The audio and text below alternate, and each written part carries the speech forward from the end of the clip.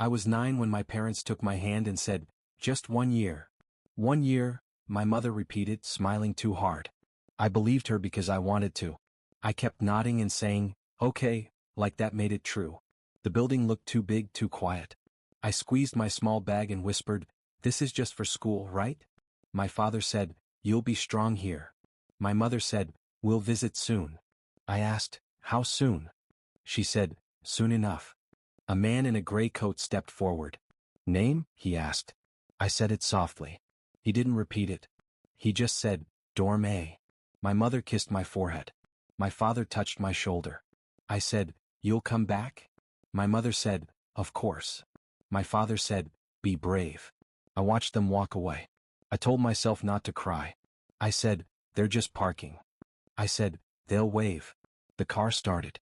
I said, "Any second now." The car moved. I said, "They forgot something." The car disappeared. The man said, "Follow me."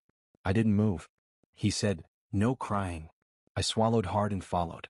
Inside the dorm, a woman stood with her arms crossed. "I'm Mrs. Hale," she said. Her voice was sharp. "Beds are assigned. Lights out at 9.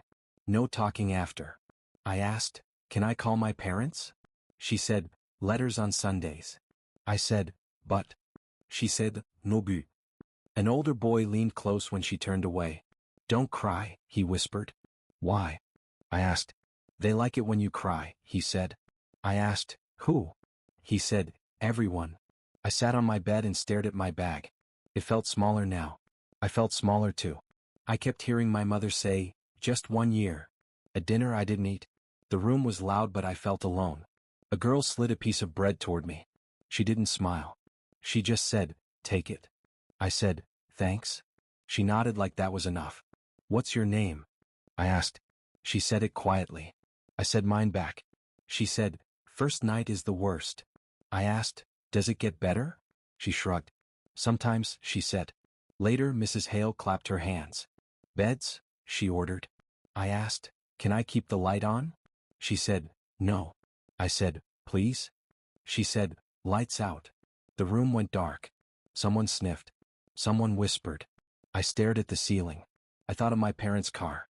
I thought of my front door at home. I said in my head, "They'll come tomorrow." I said it again. "They'll come back." The older boy muttered, "Stop talking." I whispered, "Sorry?" My chest hurt. My eyes burned. I didn't cry. I remembered what he said. I pulled my blanket up and held my bag close. I whispered so quietly it barely existed, "They'll come back for me." I stopped counting birthdays after the first 3. "No candles?" I asked once. The dorm supervisor, Mrs. Hale, didn't answer. The older boy whispered, "Don't bother." I nodded. I pretended I didn't care. Holidays came. Everyone else got letters, packages, visits. I got nothing. One Christmas I asked, "Did anyone come for me?" The girl with the bread shrugged. "Don't ask," she said. I smiled anyway and ate my small portion quietly. "Have your parents called?" a teacher asked once. I said, "No." Then I stopped asking. The words stuck in my throat like bricks. Why ask if no one answers? I learned to smile when other kids ran to the gate. "Lucky you," I said. "Yeah," they said. I looked away. Mr. Lang, the literature teacher, was kind. He knelt to tie my shoe once. "You're quiet," he said. "I know," I said. "You like stories?" he asked. "Sometimes," I admitted. He handed me a book. "Read it when no one is looking," he whispered. I hid it under my bed. I read every night. For a while I imagined home. But not everyone was kind. Mrs. Hale's sister, the caretaker, found me one evening. "You're still here?" she snapped. I froze. "I was left behind," she added. I didn't answer. I just stared at the floor. Her words sank into me heavy and sharp. I felt smaller. Other kids got picked up for weekends. "Going home?" I'd ask.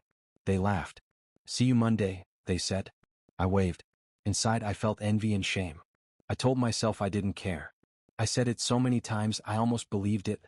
I whispered to the girl who shared her bread, "Do you think they forgot me?" She didn't answer. She shrugged and offered a cookie. I ate it slowly, pretending it was enough. Birthday after birthday, I watched the lights go out in rooms where parents stayed. I pressed my face to the window, imagining cars that never stopped. I whispered, "Maybe next year." Then I stopped whispering. It hurt too much to hope. One spring Mr. Lang asked me to join the debate team. "Are your parents coming to watch?" someone asked. I said, "No," and smiled. Inside my chest tightened. I didn't ask Mr. Lang for reassurance. I didn't want him to see the hollow feeling grow. Letters piled up on my desk, none mine. I opened envelopes with other kids' names. I read their joy quietly. "Lucky," I muttered under my breath. The words felt bitter. I hid them back in the pile. I didn't cry. I learned to swallow it. During assembly I overheard whispers. "Did you hear?" "What?" "They stopped paying her extra fees." I froze. "No more visits, no more extras," one said. I pressed my hand to my chest. It was true. They had moved on. I had been left completely behind. I didn't speak for hours afterward. Even my small voice had betrayed me. The girl with the bread looked at me. I shrugged. She didn't ask. I didn't want her to. At night I held my blanket tight. I imagined my parents' voices calling my name. But they never came. I closed my eyes and whispered to the ceiling, "Maybe they forgot me." The words sounded more like a statement than hope. I counted the days I had left to pretend I mattered. I counted them in silence. Mrs. Hale's sister came by, sneering. "Still here, huh?" I didn't answer. I stared at my desk at the empty envelopes. She shook her head and walked away. I felt invisible. I felt small. I felt alone. The girl who shared her bread slid a note under my bed. "Don't give up," it said. I clutched it like a lifeline. I read it until the paper was soft. I whispered to myself, "I won't give up." The words felt fragile. I felt fragile. But that night, lying under the dim dorm light, I finally understood. The world had moved on without me. And I was left here waiting through empty years. I wasn't supposed to be near the office that afternoon. But the corridor was empty and I was curious. A phone rang loud and sharp. I froze, pressed against the wall, listening. "Yes," she settled in. "You know about the boy?" "Yes, they know nothing." "She won't be a problem." "Another child now, couldn't afford complications," a voice said. I blinked. "Another child?" I whispered. The words repeated in my head. "Couldn't afford complications?" My chest hollowed as if someone had scooped it out. I leaned against the wall, trembling. The footsteps came closer. I stepped back, but it was too late. Mrs. Hale's assistant saw me. "You weren't supposed to hear that," she said. Her eyes avoided mine. "Why?" I asked. She swallowed. I don't know what to say." "You lied," I said. "I didn't lie," she snapped. "Then why didn't you tell me?" She shrugged, looking anywhere but me. I felt anger rise, then fade into nothing. I went back to my room. I sat on the bed, staring at the floor. I thought of every birthday I'd spent alone. Every holiday. Every empty letter. I whispered to the ceiling, "They weren't gone, they just didn't want me." I felt the words leave my mouth but carry no heat. Just cold, heavy truth. I realized I hadn't been a child they missed. I'd been a complication, a mistake. Was I even real to them? I murmured. The older boy noticed I wasn't speaking at dinner. "You okay?" he asked. I said, "Fine." Inside I laughed bitterly. Fine. That was a lie I could live with. I went back to the office the next day. "I need to speak to someone," I said. Mrs. Hale's assistant raised an eyebrow. "About?" "About them. My parents." She shook her head. They don't." "I overheard the call," I said. She flinched. Look, that was private," she said. "So it's true," I said softly. She didn't answer. Her silence screamed the confirmation I couldn't unhear. I walked back to my dorm, holding the edges of my bag like it could shield me. I whispered to myself, "They have another child, they replaced me." I couldn't say, "my parents." The words felt hollow, meaningless. I thought of the home I imagined. The birthdays. The holidays. The letters. All lies I told myself. I tried to speak, but no words came. I asked the girl who shared bread once, "Do you think parents always love?" She shrugged. "Some do," she said. "Some don't," I said. I realized I wasn't bitter yet. Just numb. The betrayal was too sharp to feel fully. That night I wrote a letter. Not to them, not really. To the empty space they'd left behind. I wrote, "I'm not yours to ruin. I will not beg." I folded it carefully. I didn't send it. It was for me. It made me feel small, then strong, then small again. The next day I refused their name in my head. I called them they, the ones who left, the others. It fit better. It didn't hurt as much. I looked in the mirror that evening. The reflection stared back. Me alone, alive. I whispered, I don't need them. I never will beg again. It sounded strange but right. I felt the weight of 16 years pressed down. Then, slowly I stood straighter. The hollow space inside me throbbed, but I didn't collapse. The older boy caught my eye at dinner. "You're quiet," he said. I shrugged. "I'm fine," I said. This time I meant it. I went to bed, staring at the ceiling. No tears came. Just thoughts sharp and clear. They moved on. I'm still here. And for the first time, I decided I didn't need their approval. I didn't need them to see me, to love me, to come back. I had myself. I whispered into the darkness, "I will not beg." And this time the words didn't echo. They settled inside me. I was alone, but I was mine. I stood outside the gate, gripping the cold iron bars. Laughter drifted through the open windows. It sounded warm, effortless. I swallowed. "Is this real?" I whispered. My parents' voices carried clearly. "Stop making a mess," my mother laughed. "You'll break it," my father scolded playfully. And a little voice joined in, high and cheerful. A child I didn't know. I knocked. The door opened and they froze. "Oh," my mother said. Her smile faltered. "Hi," I said softly. "Hi," my father echoed, confusion in his tone. I swallowed hard. I stopped. I didn't know what I was supposed to be. "This is awkward," my mother said quickly. I wanted her to look at me, but she avoided my eyes. "Who is this?" she asked, turning to the small child. "This is my older child," I said quietly. The child blinked. I don't know you," they said. The words hit me like a stone. My father cleared his throat. "Listen, we didn't expect, we thought."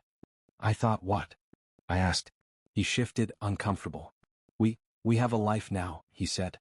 "I can see that," I said. My mother put her hand on the child's shoulder. "This is your new family," she said. I looked at them all, the house full of warmth, chatter, and pictures of a life I was never part of. I felt nothing, then everything: emptiness, betrayal, rage, shame. "Why didn't you?" I started. "Why what?" my mother asked, voice tight. "Why leave me?" She looked down. We, she began, but the words faltered. "You didn't want me," I said. She shook her head quickly. We couldn't afford complications," she said, almost whispering. I remembered those words from years ago, the phone call I had overheard. "I spent my whole life thinking you loved me," I said, voice breaking slightly. Her eyes flicked away. We thought it would be easier." "Easier?" I repeated. "Yes. For everyone," she said softly. I swallowed hard. "Yes, for you," I muttered.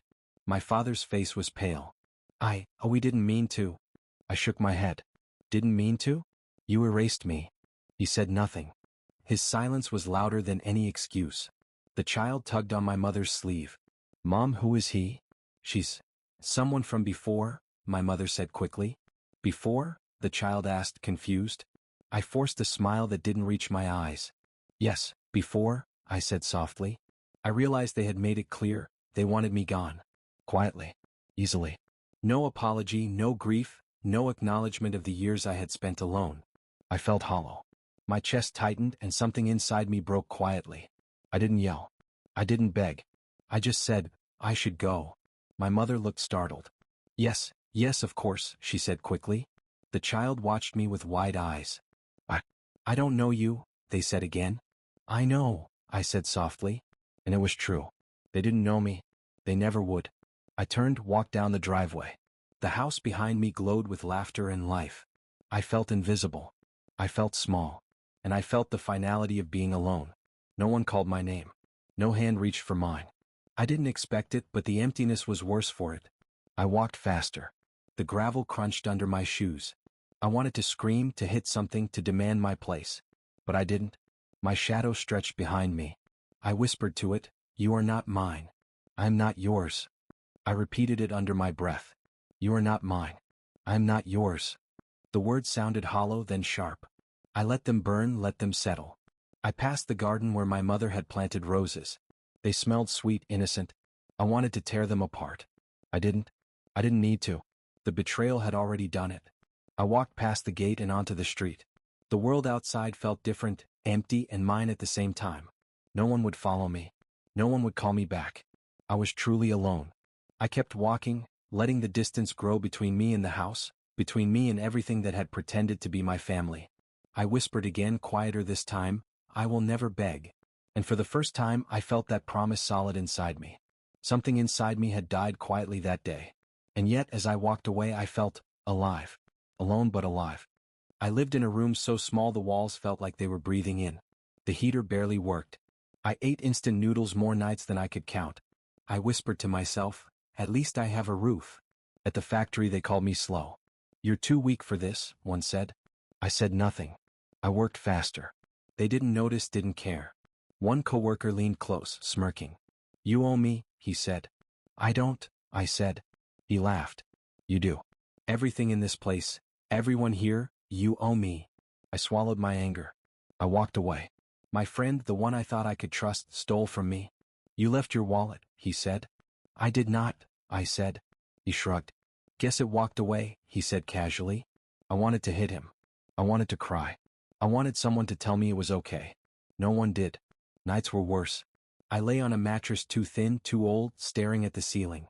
Why am I even here? I asked myself. Do you matter? I didn't answer. I counted the cracks instead.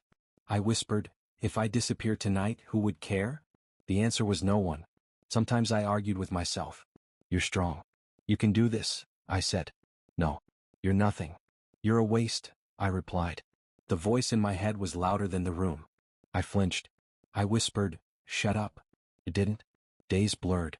I missed proper food, warmth, laughter, family. I missed the girl who once shared her bread. I missed anyone who said, you're enough. No one came. No one ever would. I felt cold from the inside out. A coworker shoved me once.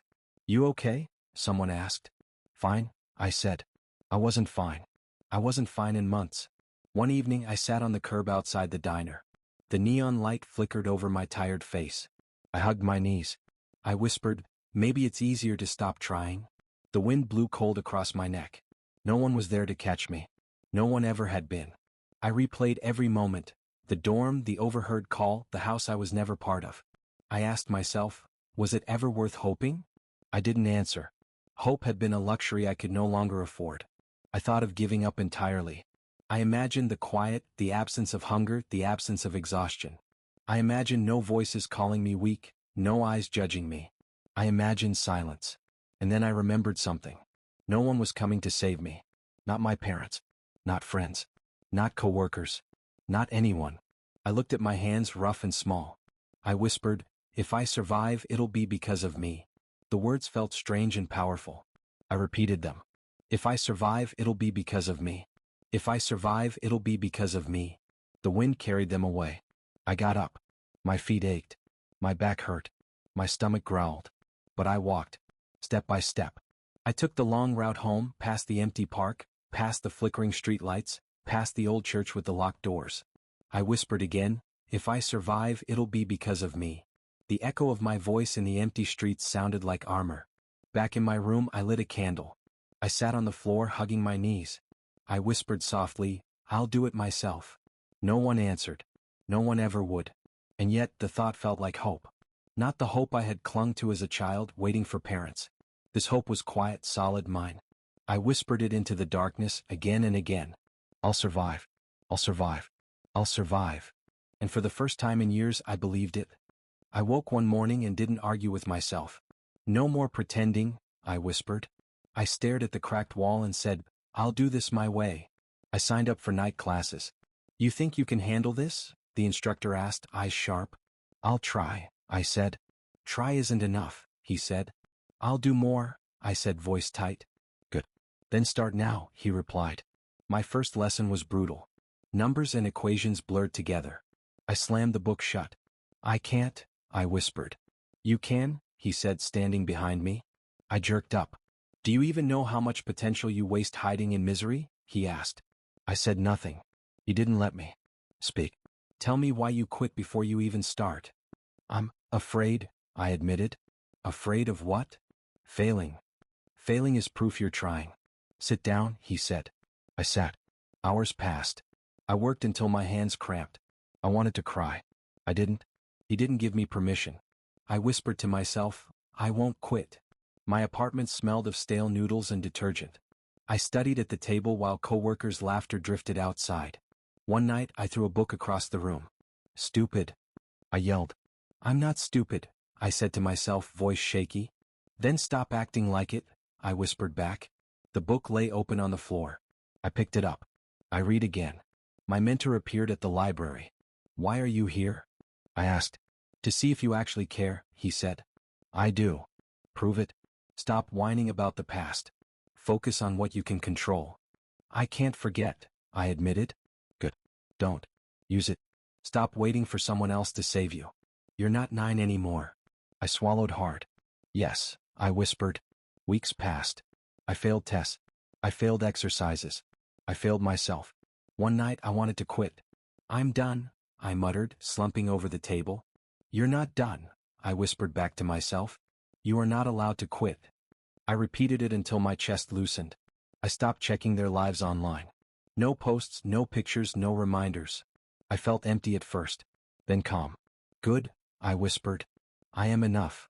My mentor didn't praise me often. You did this? He asked one evening. I nodded. Not bad, he said. Not bad. I asked. Not bad, he repeated, smiling slightly. It was faint, but it felt real. I walked home that night, books in hand. The streetlights flickered. I whispered to myself, I chose not to disappear. The words felt solid. I wasn't hiding. I wasn't waiting. I made small victories every day. I finished a math problem I couldn't solve last week. I delivered a report at work without fumbling. I read a book in one night.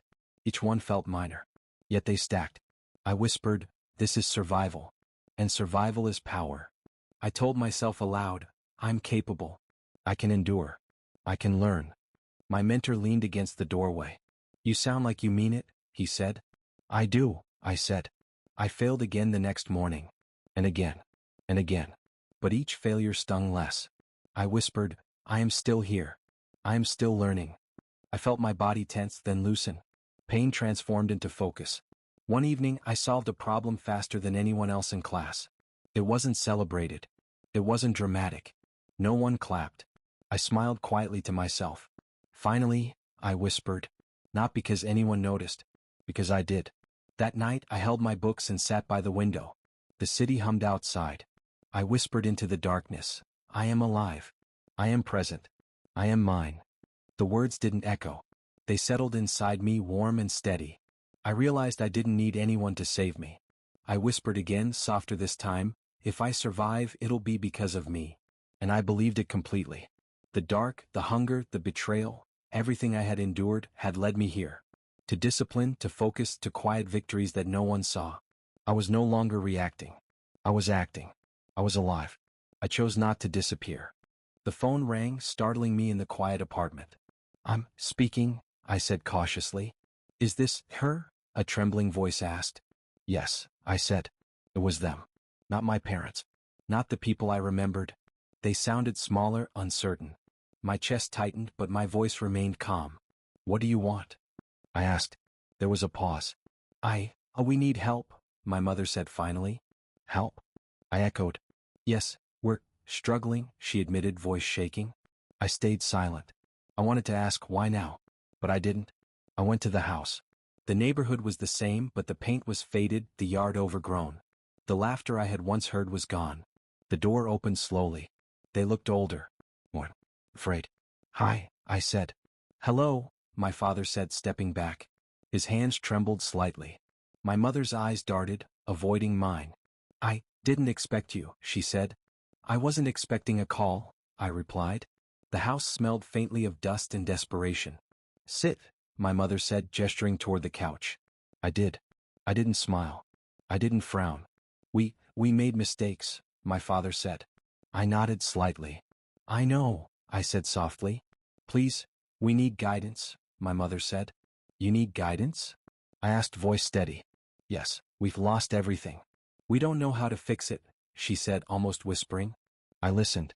I let them talk. I didn't interrupt. I didn't yell. I didn't cry. I watched them struggle with sentences they used to command, voices that once had power now faltering. I thought, maybe, you could help, my father said, looking down at his hands. You could have helped yourself, I said quietly. He flinched slightly. You left us, my mother said, voice tight. I was left, I replied. The words hung in the air, heavy. They explained bills unpaid, businesses failed, friends abandoned. I stayed silent. I didn't say, "This is what you did to me." I didn't smile at their fear. I only listened. You have done well for yourself," my father admitted finally. "I have," I said. "Yes, you survived," my mother whispered. "I did," I said softly. "Yes, and we thought we could count on you," my father added, voice cracking. "I never counted on you," I said. They looked smaller, diminished. I realized the power had shifted. I didn't gloat. I didn't speak sharply. I just sat, steady, watching them face the consequences of their choices. "You must forgive us," my mother said finally, her voice shaking. "I do," I said simply. "No anger?" she asked, almost disbelieving. "No," I said. I had no anger left for them. Only a calm clarity. I understood fully what they had lost. Do you understand?" my father asked, eyes desperate. "Yes," I said. "I lived," I whispered. "I survived." "And we should have been there," my mother said. "I don't need you to have been," I said. They fell silent.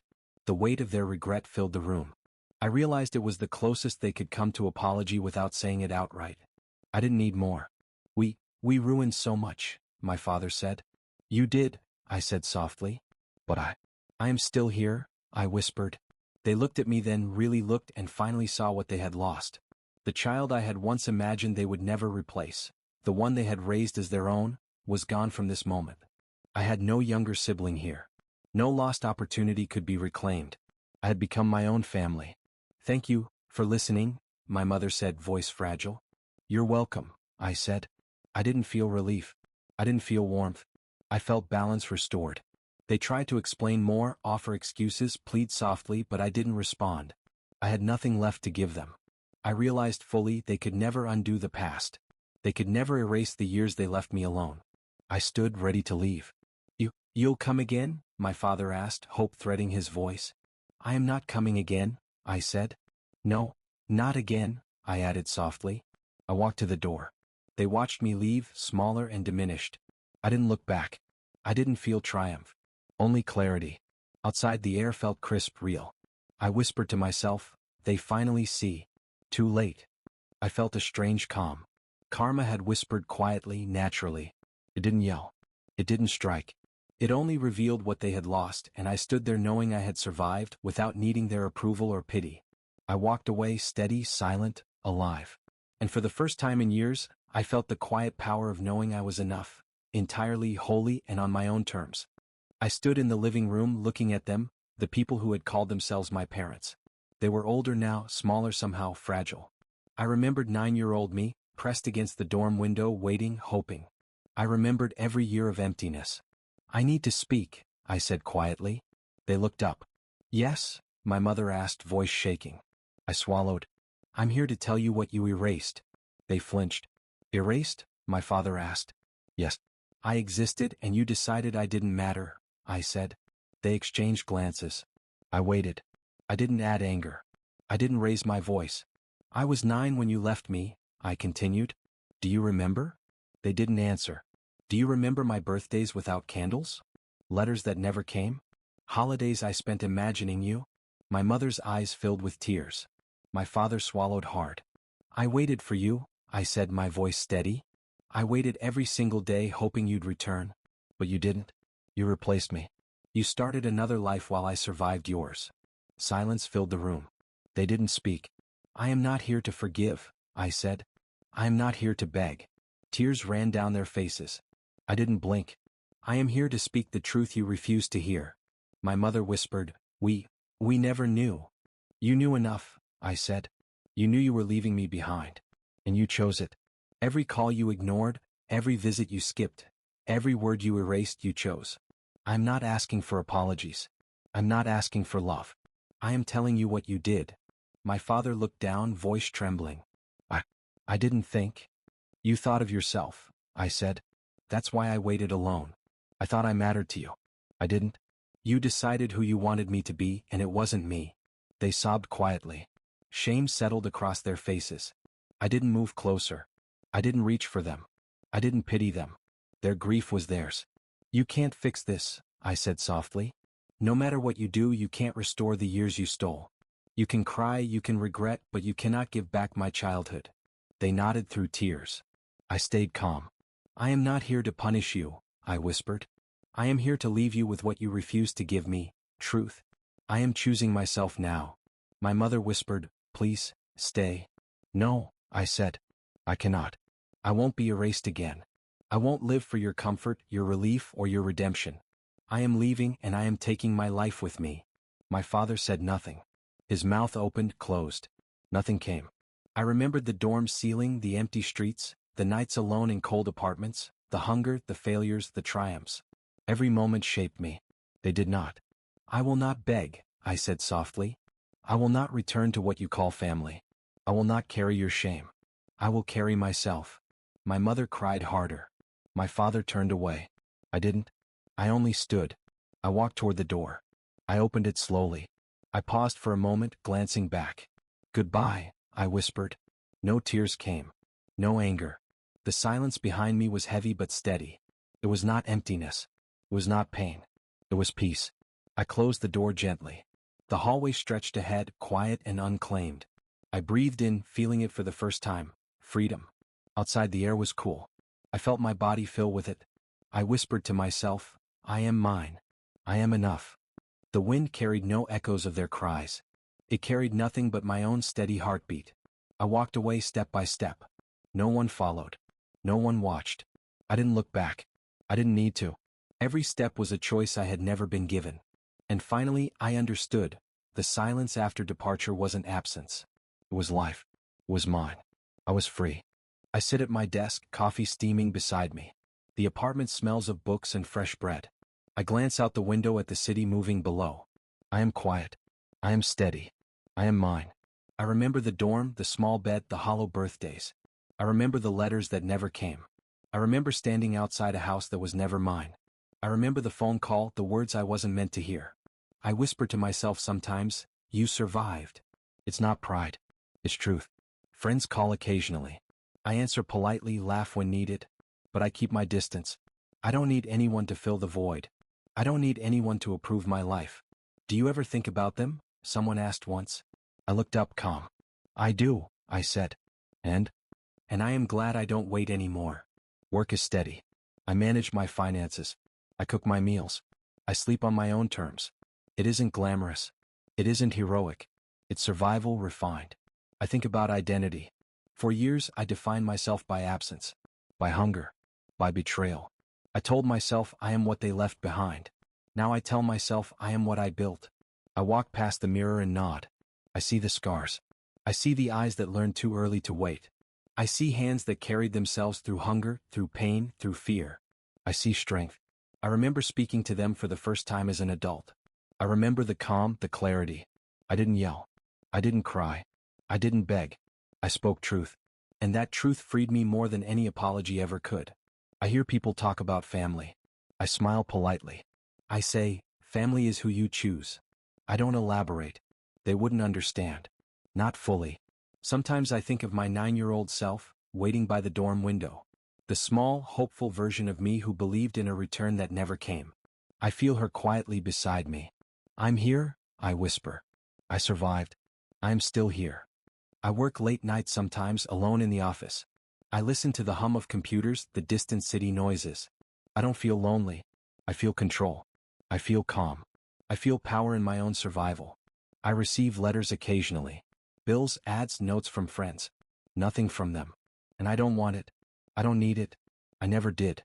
I think about the moral choices I faced. Revenge, forgiveness, distance. I chose distance first. It gave me clarity. It gave me room to breathe. It gave me the ability to build. I tell myself truths every day. I am enough. I am unbroken. I do not need their approval. The repetition is grounding. I see neighbors, couples, families laughing together. I smile privately. I do not envy. I do not long. I only acknowledge that I am separate. And that separation has allowed me to become who I am. Sometimes the thought comes back. What if they had returned? I imagine opening the door, seeing them, hearing excuses. I imagine the temptation to forgive. I imagine the anger I would have to swallow. I shake my head. I do not go there. I do not need to. I walk to the kitchen, pour more coffee. The steam rises, warm and solid. I take a slow breath. I look around this apartment, these possessions, this life I've made. And I feel pride, not for them, not for revenge, not for approval, but for me. I speak aloud sometimes though no one is there. Being left at 9 broke me, I say softly. But it also forced me to build myself. To become someone unbreakable. Someone steady. Someone alive. I smile faintly, turning to the window. The city stretches endlessly before me. I whisper one last time. They never came back to take me home, so I built one myself.